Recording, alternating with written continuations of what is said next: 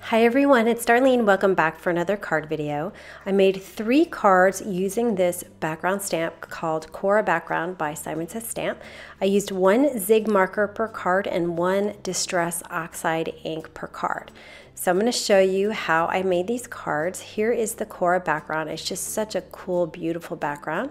I also have these very useful sentiment dies called hand lettered greetings. So I'm going to start by using my Misty. I'm going to put a piece of grid sheet down at the bottom so that I can get my excess ink on that. Now if you notice, the design goes all the way to the edge of the stamp, so I'm just going to kind of push it into the corner here because that way I know that it will be straight on my cardstock. And also notice that I took out the foam piece since this stamp already has foam on it. So I'm going to ink up my stamp with some Versamark ink. And I have a piece of Bristol paper, and I'll have a link to that on my blog. It's a paper that works really well with Zig Clean Color Real Brush markers, and so I'm going to stamp on that. It's a bright white color. It's really nice and solid. It's a great cardstock. It doesn't have any texture on it. It's very smooth. So I'll sprinkle some white embossing powder on here, and then I'll heat it to set it. Now the first thing I'm going to do is cover it with oxide ink. So I made 3 cards, but the one I'm doing in the video is the green one, and so I'm using cracked pistachio, and I just have my ink foam applicator, and it just spreads so easily. I really am loving these oxide inks. You don't have to worry about starting on the edge of the cardstock. You just sort of spread it wherever, and it all comes out so nice and smooth and even. Okay, so the next step is to take a zig marker, and this is called May Green. I also have a kind of pointy brush. Just make sure you have a really fine tip on your brush and a glass of water. So I am going to color the outline on whatever pieces I want to highlight. So I decided to sort of outline the hearts and a couple of other pieces in this pattern. I'm going to be consistent, and I'm just going to color the edges, and I'm not really being neat, and it doesn't have to go all the way around. I'm really just dropping color so that when I add water to it, I'll get a darker green than the cracked pistachio. So I'm just going to go and color all the way around all these hearts, and I also added some color to the center portion as well. And so now I'm going to take my brush, and I'm just going to put a little bit of water. So I'm kind of just I'm not throwing the whole brush into the water, I'm just dipping the tip, and that makes it easy to get a manageable amount of water on the brush. And then I'm just going to drop the water into each one of these little compartments that have been formed by my embossing powder. So you really don't have to do a lot of brushing, really just drop the water in there, and it will move the color around for you. I noticed way afterward that there are several areas that I missed that I filled in later off camera.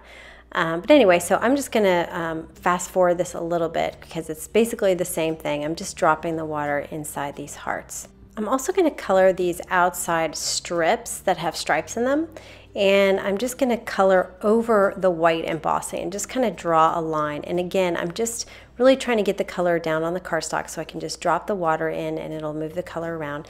I'm not worried about coloring over the embossing powdered area because the water will kind of clean that off so it's white.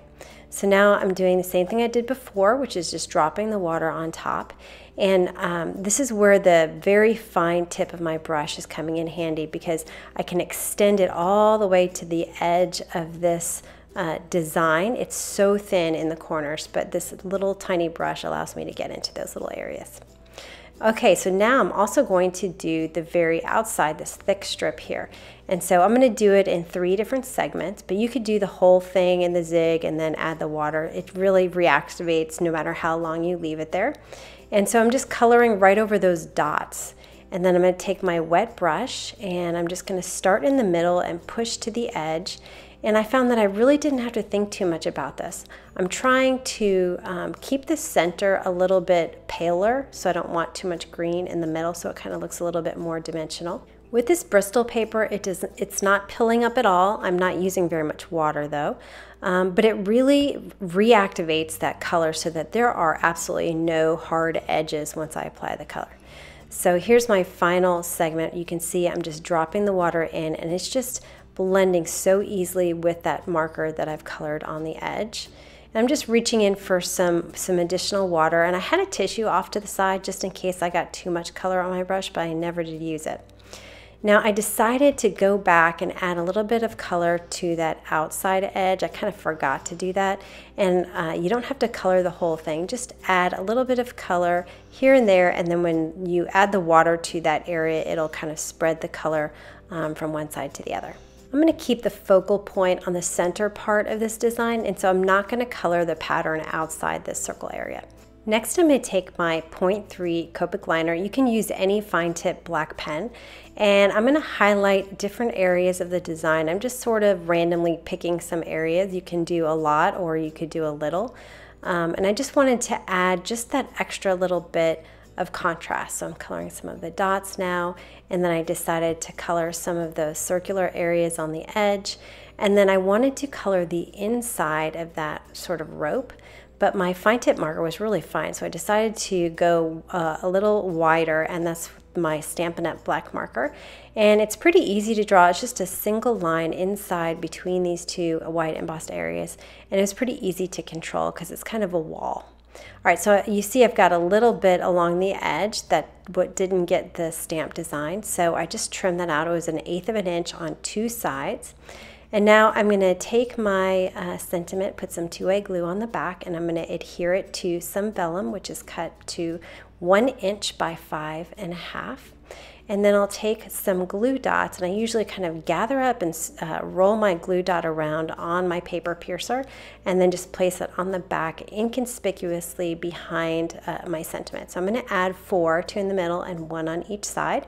And then I'm going to put it just below the center of this design. And this sort of brings out the black that I've added to the pattern. And I just trimmed off the excess because remember I cut my design to 1/8 of an inch shorter on two sides. I decided to adhere it to the lower left-hand corner, so I had a little bit of white showing on the top and on the side of my card base.